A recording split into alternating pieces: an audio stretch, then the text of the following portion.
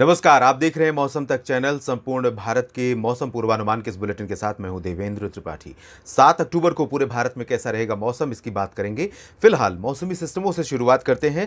मौसमी सिस्टमों की बात करेंगे तो एक एंटी साइक्लोनिक सर्कुलेशन उत्तर भारत के मैदानी इलाकों में, खासतौर पर राजस्थान और आसपास के भागों पर स्टैब्लिश होता हुआ दिखाई देने लगा है। यहाँ आप देखिए, पश्चिमी हवाएं न सिर्फ पंजाब, हरियाणा, राजस्थान और दिल्ली, बल्कि उत्तर प्रदेश के तमाम इलाकों तक अब पहुंचने लगी हैं। यानी कि इसे आप मान सकते हैं कि मॉनसून की वापसी उत्तर भारत के मैदानी और पहाड़ी इलाकों से शुरू हो चुकी है आज से, यानी 6 अक्टूबर से। और अनुमान यह है कि अगले 24 से 48 घंटों में ही ये तमाम राज्यों से अलविदा कह जाएगा। 4 महीनों का जो सफ़र था मॉनसून वर्षा का, वो तो 30 सितंबर के साथ ही संपन्न हो गया था, लेकिन मॉनसून की वापसी शुरू नहीं हुई थी। आज से वापसी शुरू हुई है और जल्द ही देश के तमाम इलाकों से मॉनसून वैकेट कर जाएगा। और इसके बाद पोस्ट मॉनसून की बारिश का जो क्रम है वो तमाम जगहों पर देखने को मिलेगा। इसके साथ ही साथ एक और मेजर डेवलपमेंट हुआ है जिसकी संभावना और आशंका जताई जा रही थी, वो ईस्ट सेंट्रल अरबियन सी यानी मध्य पूर्वी अरब सागर के ऊपर, यानी कर्नाटक और इससे सटे केरल के तटीय भागों के पास एक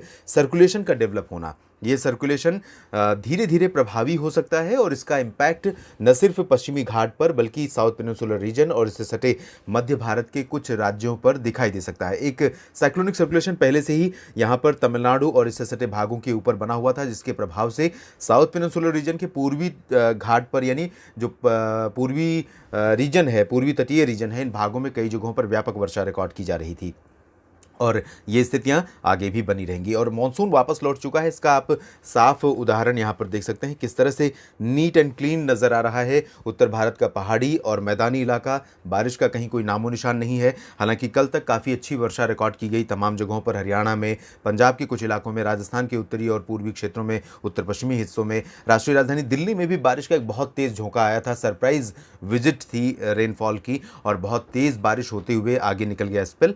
और उत्तर प्रदेश के भी तमाम शहरों में वर्षा रिकॉर्ड की गई। उत्तर प्रदेश में तो अभी भी बादल मध्य भागों पर दिखाई दे रहे हैं। ये आप देख सकते हैं, इस समय सुबह के समय बादल थे और धीरे धीरे इनका जो प्रभाव है वो अब कम होता हुआ जाएगा।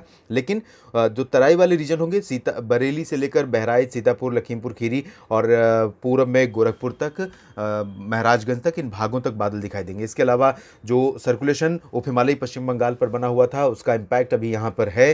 तो सिक्किम, उप हिमालयी पश्चिम बंगाल और इससे सटे पूर्वोत्तर भारत के राज्यों में कुछ स्थानों पर मौसम की गतिविधियां हैं, मौसम की जो हलचल है वो अभी भी बनी हुई है और बारिश का यहाँ पर क्रम जारी है।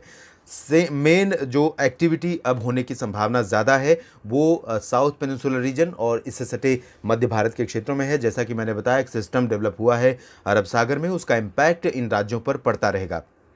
और किन इलाकों में ज़्यादा इसका इम्पैक्ट रहेगा इसके बारे में हम आपको अगले बुलेटिन्स में अपडेट करेंगे। लेकिन फिलहाल इन स्थितियों में आप देखिए, बादल इस समय साउथ पेनिनसुलर रीजन पर हैं। शाम के समय थोड़ा सा और इनका प्रभाव बढ़ सकता है। दोपहर में कम बादल थे और शाम के समय काफ़ी बारिश हो सकती है वेस्टर्न घाट पर और अंदरूनी इलाकों में भी, कर्नाटक, केरल, तमिलनाडु, रायलसीमा, आंध्र प्रदेश, इन भागों में। इसके साथ ही साथ जहाँ पर अभी मानसून की वापसी नहीं हुई, मध्य प्रदेश, गुजरात और उड़ीसा, छत्तीसगढ़, झारखंड, बिहार, ओडिशा, पश्चिम बंगाल, इन भागों पर अभी भी बारिश का जो प्रभाव है वो अचानक देखने को मिल सकता है, देखने को मिलेगा। इसके साथ ही एक सिस्टम बंगाल की खाड़ी में विकसित होने वाला है, ऐसी आशंका है। इसके बारे में मैंने एक बुलेटिन अपलोड किया था सुबह ही, आपने देखा होगा। तो अनुमान और आशंका के आधार पर मैं कह सकता हूं कि अभी उसके बारे में कुछ भी कहना जल्दबाजी है, थोड़ा सतर्क रहना होगा। फिलहाल आइए डालते हैं नज़र 7 अक्टूबर की बारिश की संभावनाओं पर। उत्तर भारत के मैदानी और पर्वतीय इलाकों से फिलहाल WD भले यहाँ पर बना हुआ है लेकिन कमज़ोर है। सेंट्रल पाकिस्तान पर एक सर्कुलेशन है। इन दोनों के इम्पैक्ट से पश्चिमी हवाएं यहाँ पर अब अपना प्रभाव बढ़ाने लगी हैं। साथ ही साथ जो एंटी साइक्लोनिक सर्कुलेशन यानी क्लॉकवाइज सर्कुलेशन यहाँ पर जो डेवलप हो रहा है वो धीरे धीरे और प्रभावी हो जाएगा और इसके प्रभावी होते ही जो पश्चिमी हवाएं हैं उनका और इम्पैक्ट यहाँ पर बढ़ जाएगा।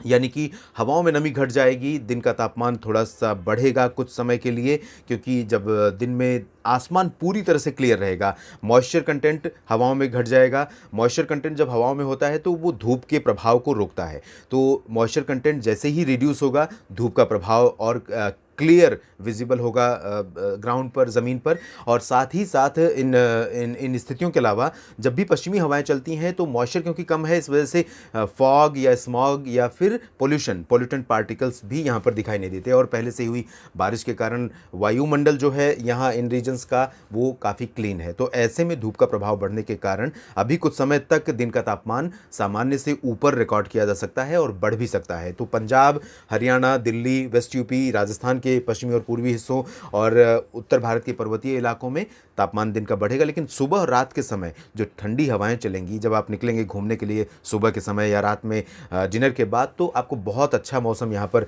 मैदानी इलाकों में दिखाई देगा। उत्तर भारत के पहाड़ी क्षेत्रों पर धीरे धीरे सर्दी का प्रभाव बढ़ता हुआ नजर आएगा रात और सुबह के समय। गिलगित बाल्टिस्तान, मुजफ्फराबाद और लद्दाख में भी मौसम साफ रहेगा।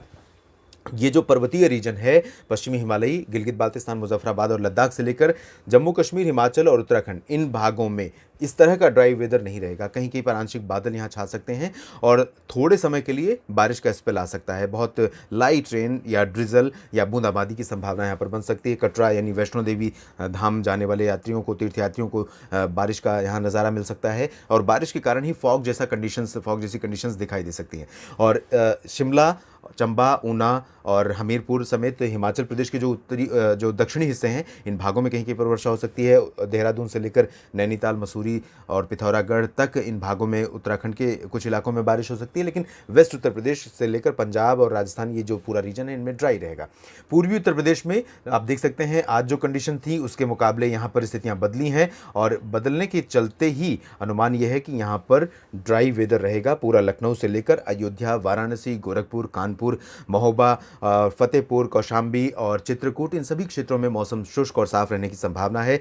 जौनपुर, आजमगढ़, भदोही, बलिया, प्रतापगढ़, इन भागों में भी शुष्क मौसम की संभावना है। बारिश के आसार अगले 24 घंटों के दौरान नहीं है। बिहार में कुछ स्थानों पर जरूर वर्षा हो सकती है। किशनगंज से लेकर चंपारण तक जो तराई रीजन है, क्योंकि नेपाल पर मॉइस्चर है, जो उप हिमालय पश्चिम बंगाल पर सर्कुलेशन बना हुआ था, वो थोड़ा सा मॉइस्चर अभी भी बंगाल की खाड़ी से लेकर यहाँ पर आगे पुश कर रहा है। उत्तराखंड तक ये मॉइस्चर पहुँच रहा है। तो यहाँ पर हम उम्मीद कर सकते हैं कि कहीं कहीं बिहार के तराई वाले रीजन्स में और पूर्वी इलाकों में यानी भागलपुर में भी कहीं कहीं पर हल्की वर्षा हो सकती है। लेकिन पटना, गया, नवादा, बक्सर, जमुई, सिवान, गोपालगंज और आसपास के तमाम ज़िलों में अधिकांश हिस्सों में मौसम मुख्यतः साफ और शुष्क रहेगा। शायद किसानों की एक्सपेक्टेशन भी यही होगी, किसान भाइयों की, कि अब मौसम यहाँ पर साफ रहे तो ही बेहतर है फसलों के लिए।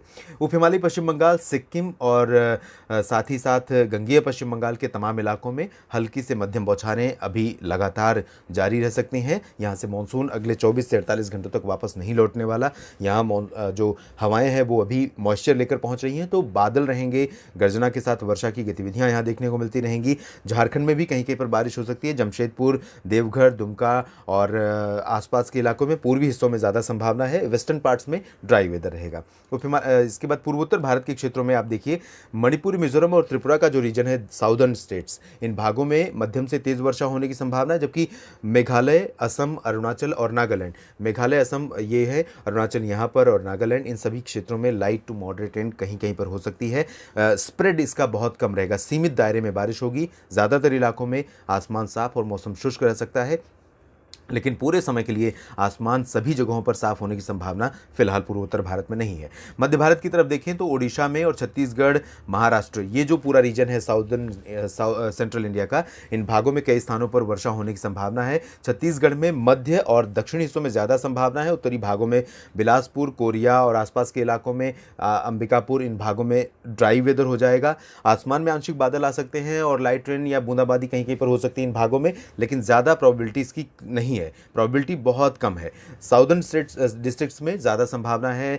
सुकमा, दंतेवाड़ा और बस्तर में, रायपुर में भी बारिश होने की संभावना है। इसके अलावा महाराष्ट्र में विदर्भ, मराठवाड़ा, मध्य महाराष्ट्र तथा कोंकण गोवा का जो रीजन है सेंट्रल इंडिया में, सबसे अधिक प्रभावित होने वाला ये राज्य रहेगा और यहाँ पर सभी जगहों पर, सभी मेजर सिटीज़ में वर्षा होने की संभावना बनी हुई है। नंदुरबार, धुले, जलगांव, नासिक, इन भागों में भी वर्षा हो सकती है। पुणे, सांगली, सतारा, कोल्हापुर, औरंगाबाद, जहानाबाद, इन सभी भागों में वर्षा होने की संभावना नजर आ रही है। नांदेड़, बीड़, उस्मानाबाद में भी बारिश हो सकती है और चंद्रपुर, गढ़चिरौली, नागपुर, अकोला, वर्धा, यवतमाल में भी वर्षा के आसार हैं। और अगर हम कोंकण गोवा की बात करें तो दहानू और पालघर से लेकर जो मुंबई ठाणे कल्याण का रीजन है, इसके बाद अलीबाग, रत्नागिरी और सिंधुदुर्ग का क्षेत्र है। इन भागों में सभी जगहों पर वर्षा के आसार हैं और गोवा में भी कई जगहों पर बारिश हो रही है। बारिश का सिलसिला अनवरत जारी है। तो अगले 24 घंटों के दौरान यानी 7 अक्टूबर को भी आपको बारिश से फिलहाल निजात नहीं मिलेगी। अगर आप निकलेंगे बाहर तो बारिश आपको भिगोएगी ज़रूर और तेज़ गर्जना, लाइटनिंग स्ट्राइक, थंडरस्टॉर्म के साथ यहाँ पर बारिश की संभावना रहेगी। मध्य प्रदेश में बारिश की इंटेंसिटी बहुत ज़्यादा रिड्यूस हो जाएगी पहले के मुकाबले। मॉइस्चर यहाँ पर कम हो जाएगा। पश्चिमी हवाएं उत्तरी मध्य प्रदेश के भागों में अपना प्रभाव दिखाना शुरू कर देंगी और पीछे धकेलना शुरू कर देंगी मॉनसूनी हवाओं को। तो यहाँ ग्वालियर, गुना से लेकर जो पूर्वी रीजन है, इन भागों में ड्राई वेदर रहेगा। वेस्टर्न पार्ट्स में भी ज़्यादातर जगहों पर ड्राई वेदर है, लेकिन दक्षिणी जो सीमावर्ती जिले, इन भागों में कहीं कहीं पर वर्षा हो सकती है। सूरत, वलसाड़, नवसारी समेत दमन दीव में और दादरा नगर हवेली में, गुजरात के आसपास के इलाकों में वर्षा होने की संभावना यहाँ पर है। शेष गुजरात में ड्राई वेदर रहेगा।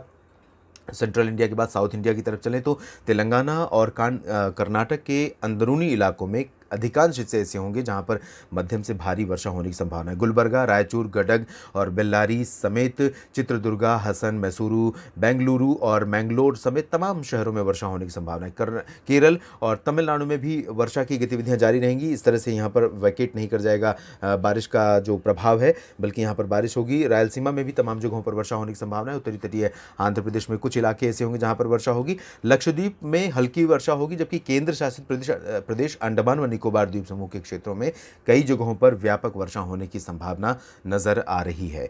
तो देश भर में कुछ इस तरह से रहेगा मौसम का मिजाज। आप लगातार बने रहिएगा मौसम तक चैनल के साथ। मौसम की हर गतिविधि और मानसून के वापस होने या संभावित साइक्लोनिक स्टॉर्म या बड़े मौसमी सिस्टमों के बारे में मैं नज़र रखूंगा और अपने दर्शकों को, अपने किसान भाइयों को, देश के लोगों को लगातार अपडेट करता रहूंगा इस चैनल के माध्यम से। धन्यवाद।